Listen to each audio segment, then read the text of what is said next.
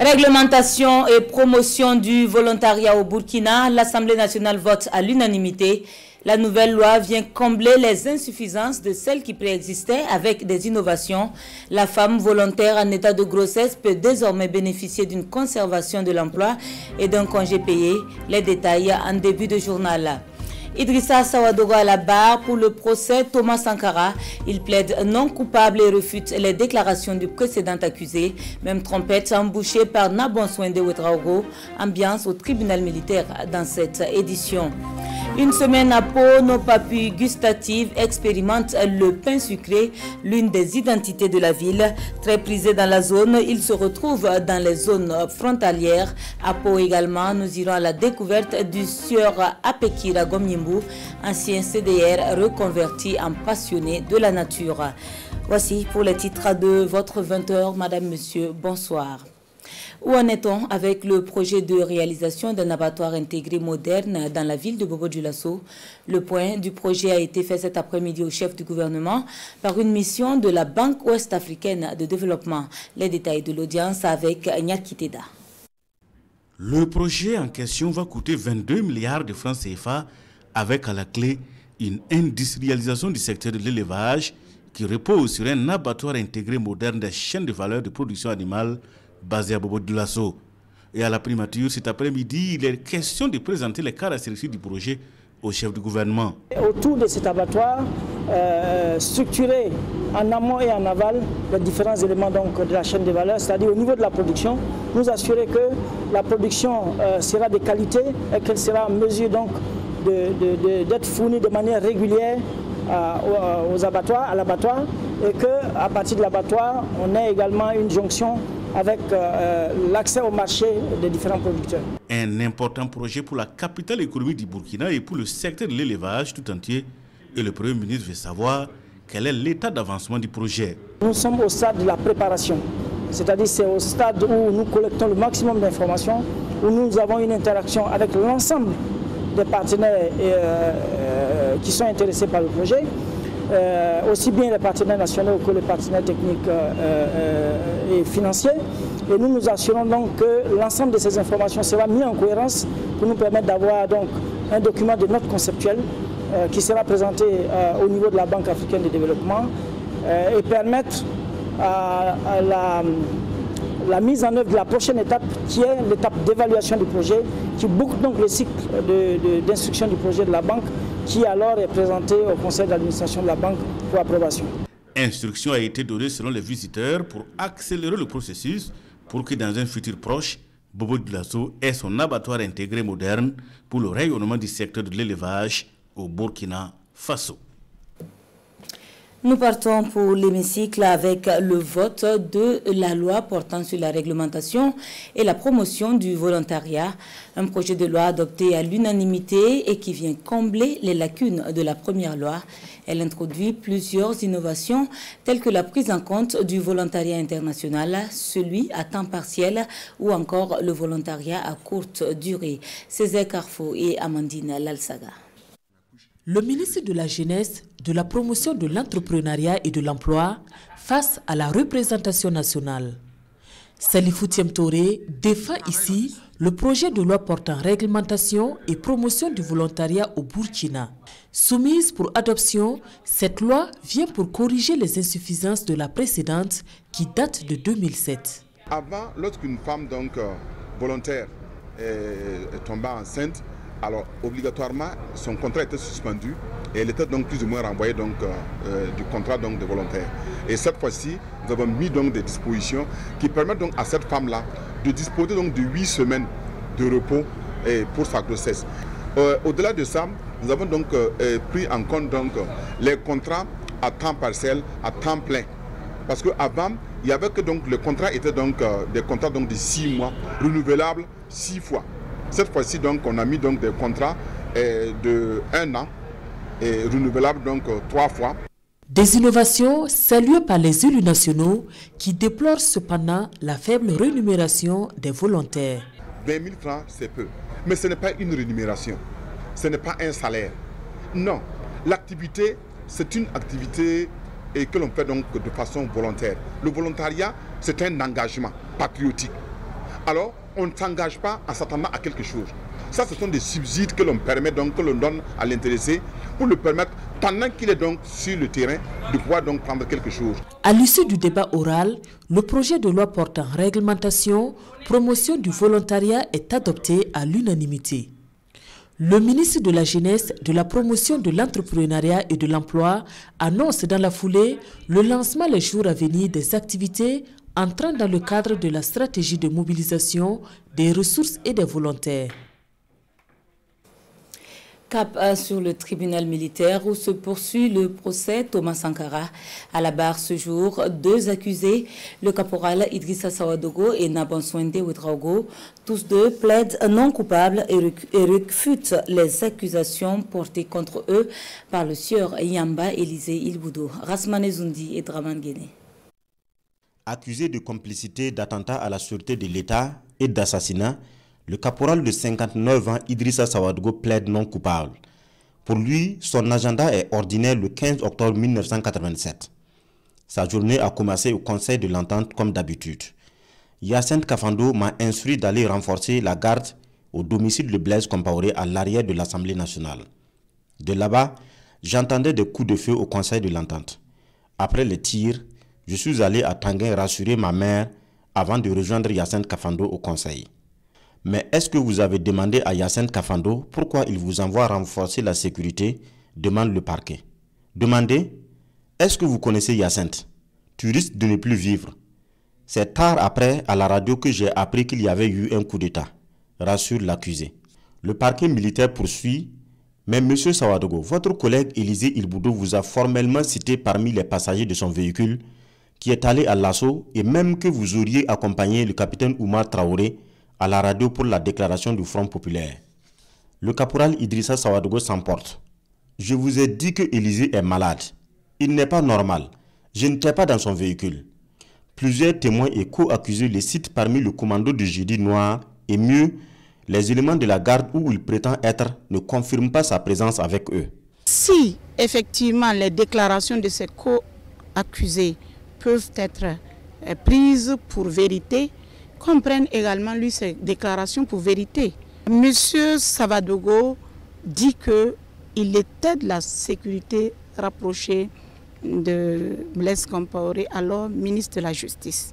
Le jour des faits, il a expliqué que le 15 octobre, dans les environs de 15h, 15h30, on lui a dit d'aller appuyer un poste au domicile, à la résidence. C'est ce qu'il a fait. Sans pour autant reconnaître les faits, le caporal Idrissa Sawadogo est remonté contre son chef qui régnait par la terreur selon lui. Si je suis dans cette situation, c'est à cause de Yacinthe Kafando. Qu'il vienne répondre. Un troisième accusé est appelé à la barre, le soldat de première classe Nabonswende Ouedraogo. Lui aussi est cité parmi le commando qui a mis fin au régime du CNR. Mais il plaide non coupable. Le 15 octobre 1987, j'étais au Conseil de l'Entente au pied-à-terre du président Blaise Compaoré du matin au soir. Vers 16h, j'ai aperçu Yacinthe Kafando et des hommes autour d'un véhicule. Dès qu'ils sont partis, on entendait des coups de feu et rien d'autre, soutient-il. L'accusé se défend, mais avec des témoins qui ne sont pas du procès. Votre mémoire est sélective. Tous les témoins que vous citez sont soit morts ou en fuite. Remarque Maître Patrice Yameogo. Il a tout régné, mais si vous regardez également, il y a quand même une partie où il reconnaît effectivement qu'il était au sein du Conseil de l'Entente le jour du 15 octobre, entre 15h et 18h. Donc c'est déjà pas mal pour un début. Nabonswende Ouedraogo revient à la barre le mardi prochain pour la suite de son interrogatoire. Ambiance de réconciliation entre le ministre d'État et les associations féminines. Des préludes au Forum national de la réconciliation prévu pour janvier 2022.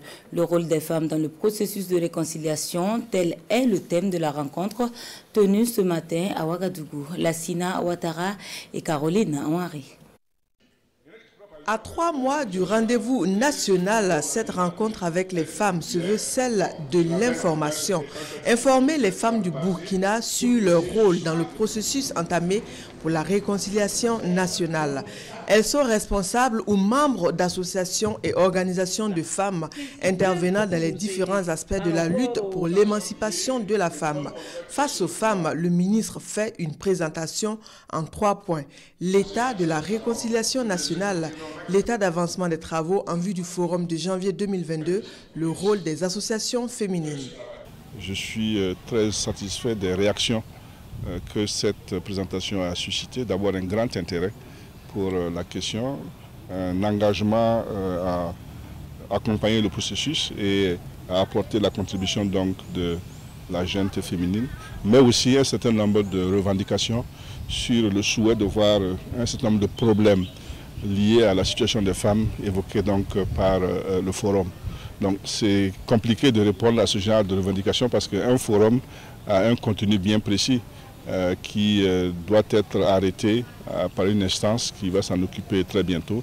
6 besoins de réconciliation sont retenus, à savoir la réconciliation sociopolitique, socio-communautaire, socio-sécuritaire, la réconciliation administrative, économique et financière et la réconciliation civique et citoyenne. Une présentation que les participantes jugent bien à propos.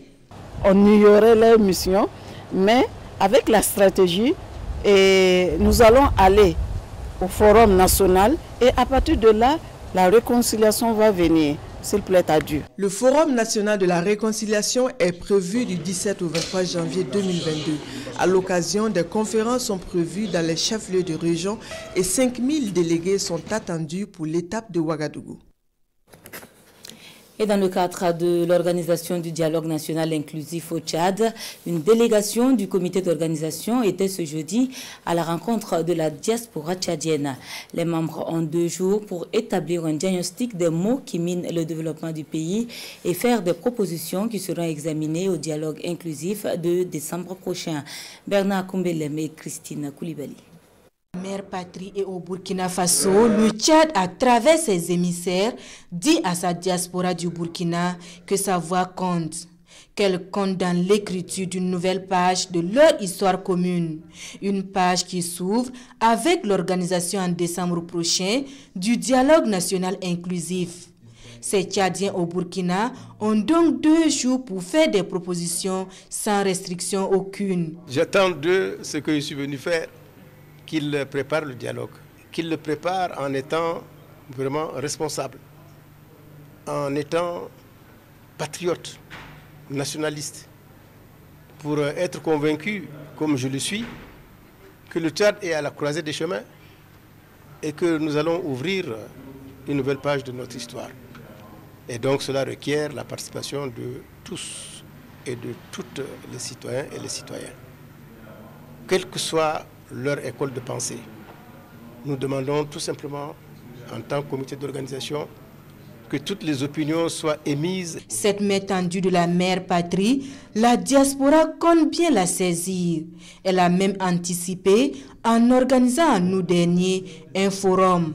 Et ce forum nous a permis d'identifier tous les problèmes, analyser les causes et faire des propositions concrètes.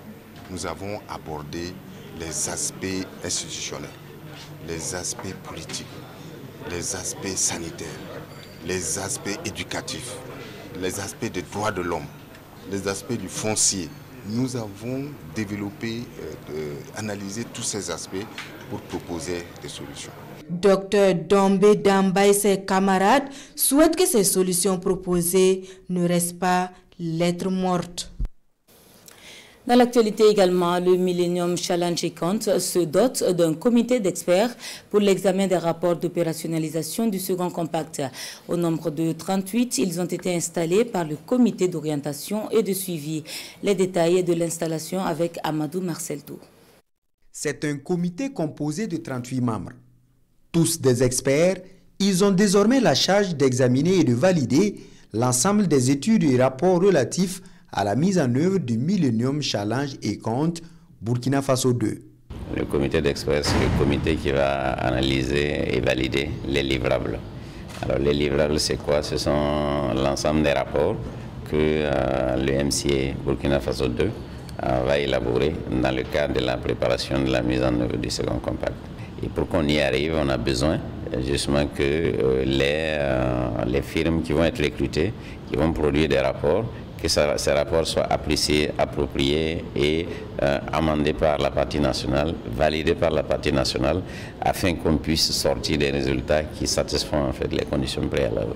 Un pas de plus vers le futur compact quand on sait que la validation des études est l'une des conditions préalables pour l'entrée en vigueur de ce second compact. Un second compact dont l'état d'avancement du processus de préparation a également fait l'objet d'échanges au cours de cette rencontre.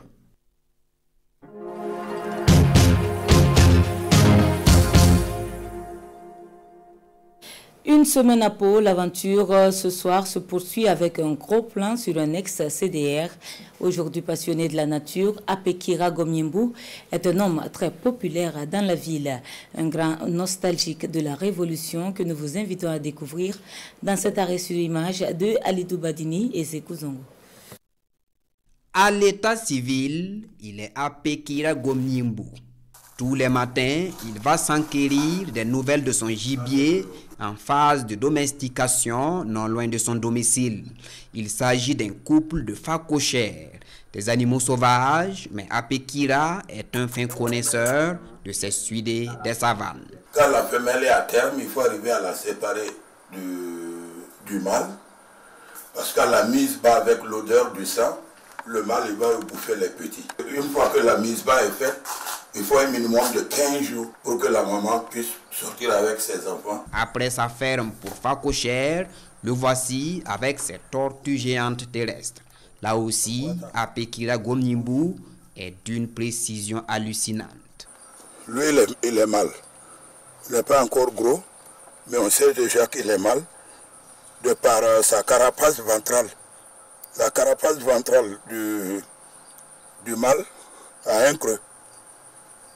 Par contre, la carapace ventrale de la femelle est plate. Ici, c'est un domaine de 20 hectares où ce zoophile pratique également de l'apiculture. Agroécologiste dans l'âme, Apekira doit cette capacité de touche-à-tout de la nature à un homme qu'il portera éternellement dans son cœur. Thomas a inculqué un sens de responsabilité et de respect de la nature. Parce que plus vous saccagez la nature, plus vous disparaissez avec la nature. Donc il faut concilier la nature et la vie de l'homme. Alors moi, je suis resté avec ça. Et d'ailleurs, je regrette. Vous savez, Tom avait tout pensé pour ce pays. Aujourd'hui, vous avez des problèmes fonciers. Simplement parce que vous avez balayé du revers la main tout ce que la Révolution a prôné même de bien. La Révolution avait prôné la zonification.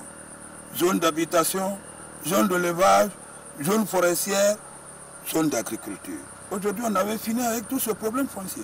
À 65 ans, Apekira Gomyembu n'a rien perdu des idées de la révolution burkinabé. Il en est d'ailleurs nostalgique. Je n'aurais pas à avoir de bunker, je n'aurais pas de vos prados. Je me contente de l'air pur, de ce que je gagne dans ma vie. Donc, je ne me spolie pas la tête. Apekira Gomyembu est un écologiste convaincu. Le poids de l'âge n'a entamé en rien son engagement. Pour lui, le salut de l'humanité ne peut venir que d'un retour de l'homme à la nature. Et cette spécialité de la localité, le pain sucré, il est très prisé par les habitants et les voyageurs en transit. C'est un délice qui renferme une histoire que nous relatent Alidou Badini et Sekou Zongo. C'est l'une des plus grandes spécialités de la ville de Pau. Le pain sucré, communément appelé poney. Les points de vente privilégiés, les abords de la route nationale numéro 5 et l'entrée des gares des compagnies de transport en commun. Du pain sucré, du pain beurré et du pain à base de chocolat, il y en a pour tous les goûts. Un villageois qui m'a commissionné qu'il veut ça. En réalité, chaque jour que je vais ici, il me commissionne. Et puis je paie pour lui. Voilà. Mais moi, particulièrement, c'est pas que c'est pas bon, mais maintenant je n'aime pas le sucre. Je n'en consomme pas comme ça. Voilà. Même mes collègues en masse, mais moi, c'est moi, je dis. Les recettes journalières de ces femmes varient entre 10 000 et 30 000 francs CFA et parfois 40 000 francs CFA. Visiblement, l'activité est rentable mais loin d'être une sinécure. On se réveille à 4 h du matin pour aller jusqu'à la frontière prendre du pain.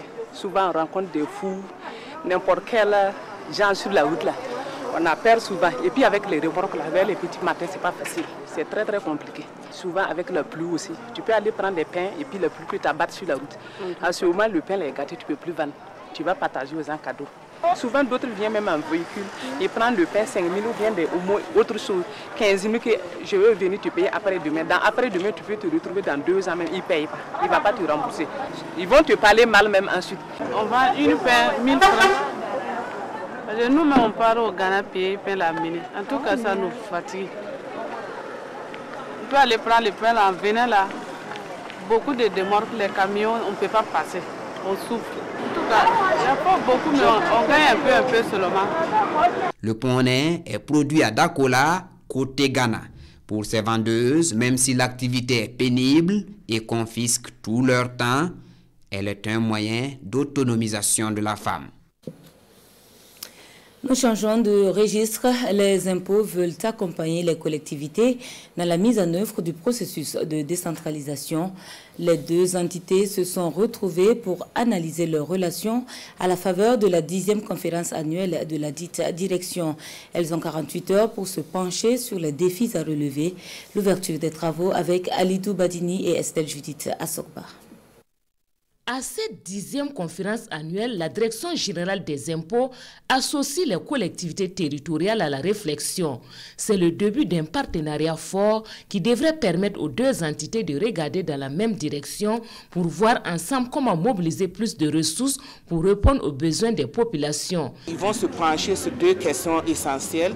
C'est d'abord comment optimiser donc la mobilisation des ressources fiscales au sein de ces collectivités territoriales et d'autre part également comment améliorer la gestion foncière et domaniale au sein de ces collectivités territoriales.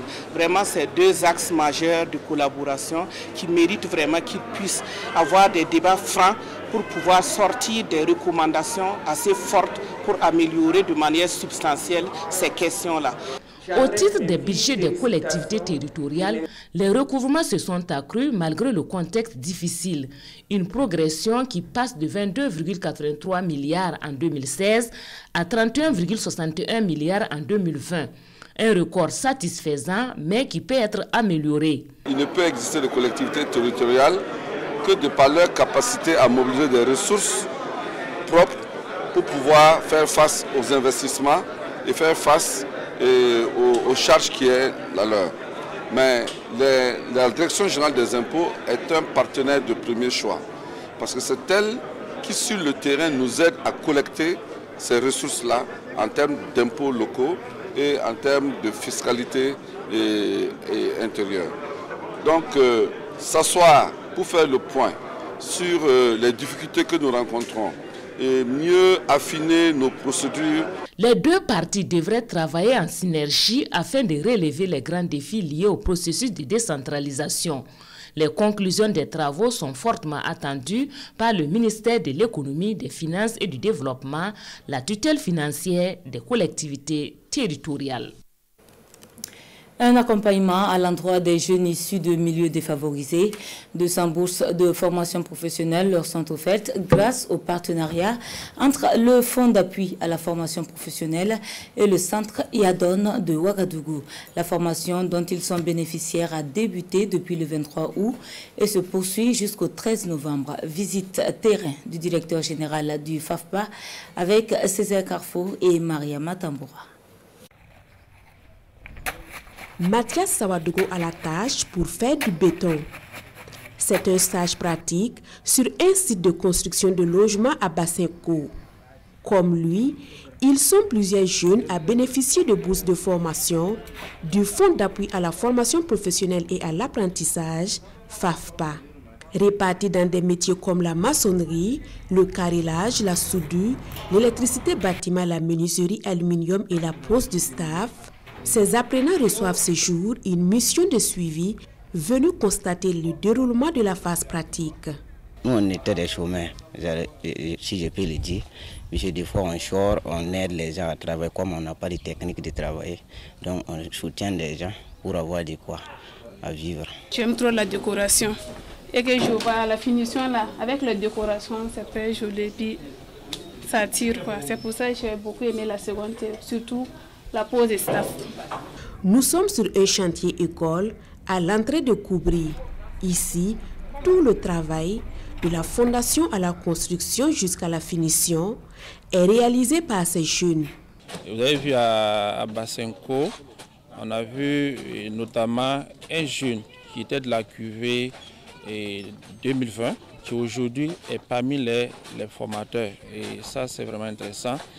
Et ici aussi, vous avez vu que les jeunes, et le bâtiment que vous avez vu, il est de bonne facture. Donc, c'est-à-dire que c'est des jeunes quand même qui ont le minimum pour travailler sur des chantiers au niveau de Ouaga ou dans d'autres localités.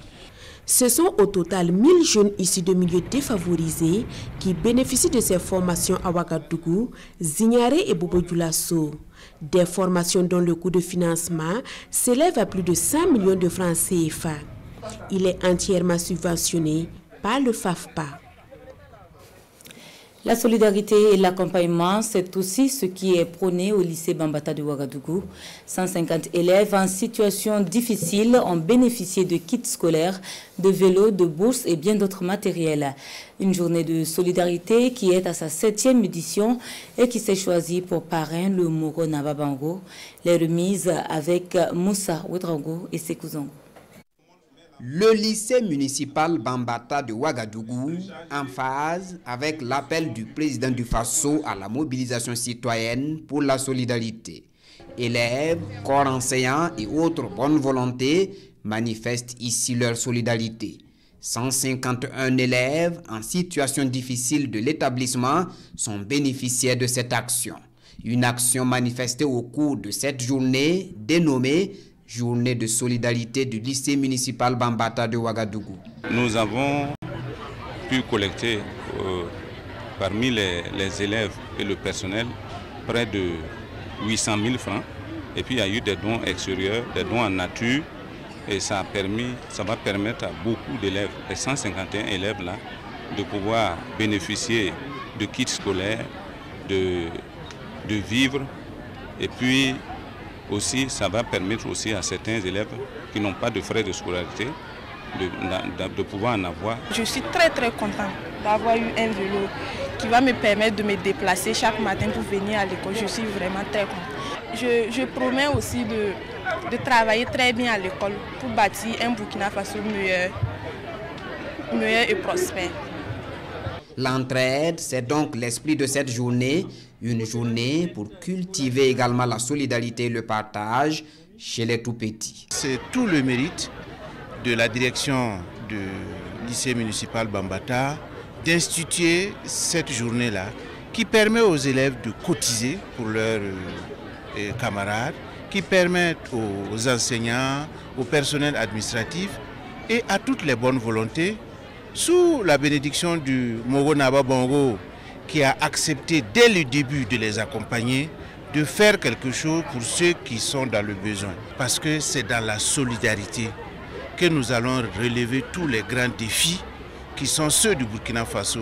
Et pour donner l'exemple, le président de cette journée de solidarité s'engage à apporter son soutien à l'initiative durant les 3 prochaines années.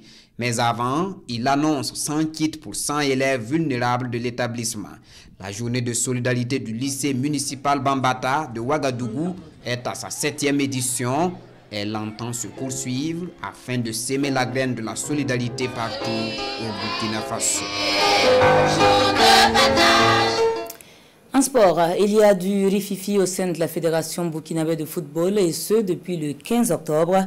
La cause a des réaménagements introduits par le président de la fêtière, des réaménagements ayant créé de vives réactions et qui ont amené le président Lazare Bansé à s'exprimer ce jour face à la presse.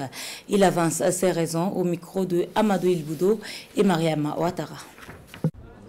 Lazare Bansé et son comité exécutif sont sereins quant à la polémique qui secoue le milieu du football burkinabé. C'est du moins ce qui ressort de ce face-à-face FBF journaliste. Le réaménagement du comité exécutif à la base de cette controverse est des plus légitimes et dans les prérogatives du président. Si le président nomme les membres du comité exécutif, sans en référer à l'Assemblée générale, il doit pouvoir les révoquer de la même manière. Il est clair donc que le président de la Fédération burkinabé de football dispose d'un pouvoir de nomination. Son pouvoir de nomination s'accompagne d'un pouvoir de révocation. En révisant les statuts de la FBF pour abandonner le scrutin de liste au profit de la seule élection du président de la FBF, l'esprit était sans doute de donner le plein pouvoir au président de composer son équipe en nommant les membres du comité exécutif. Lui laisser les mains libres de nommer, c'est aussi lui laisser les mains libres de révoquer les membres dont il pense que la présence bloque le fonctionnement de la FBF. Et pour appuyer ces dires, Lazare Bansé s'appuie sur les textes régissant la fédération, notamment les articles 48 et 57 des statuts de la FBF. L'article 48 assigne le rôle au président de veiller à la bonne marche de la fédération.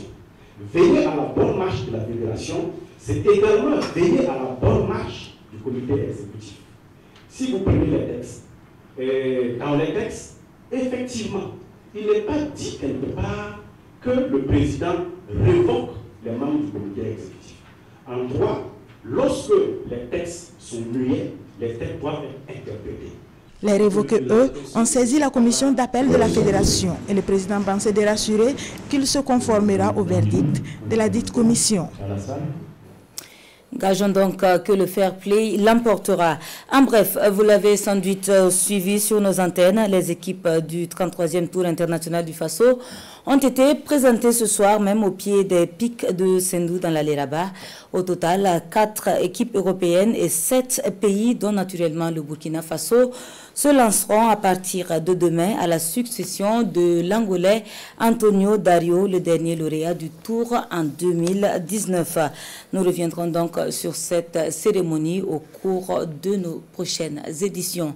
Et c'est ce qui referme ce 20h. Le replay, c'est sur nos pages Facebook et YouTube ou sur le www.rtb.bf. À demain, Dieu voulant.